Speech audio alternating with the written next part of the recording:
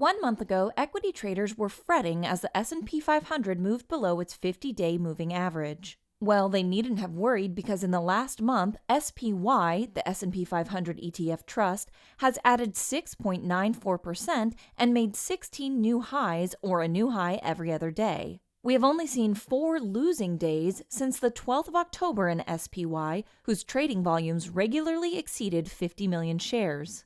The $470 level seems to be a short-term barrier for the fund, and it will need to break and stay above that level and the all-time high of $470.65 if it is to continue higher in the run-up to year-end.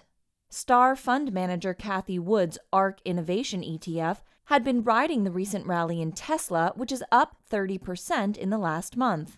The EV maker is one of ARK's biggest holdings, but unlike many other ETFs, ARK is actively managed rather than just a pure tracker fund. Tesla fell by almost 12% on Tuesday, dragging ARK down by 2.33%. However, Cathie Wood is a long-term holder of the stock and, having paid between $256 and $326.60 per share even after yesterday's fall, the fund is still sitting on substantial gains. Bond markets have been amongst the hardest to call this year. After all, with QE ending and interest rates likely to rise in the next year, investors could be forgiven for expecting bond prices to fall and yields to rise. But that's not what happened at the long end of the yield curve. In fact, the yields, or returns on 30-year U.S. government bonds, have fallen to levels not seen since July. That trend has been good news for holders of TLT, the iShares 20-year plus Treasury bond ETF, which rallied by 6.4% over the last month, shrugging off fears about inflation and rising interest rates. USO tracks the rise and fall of WTI, which is up by 21.5% over the last quarter, though recently it has struggled to get back above $85.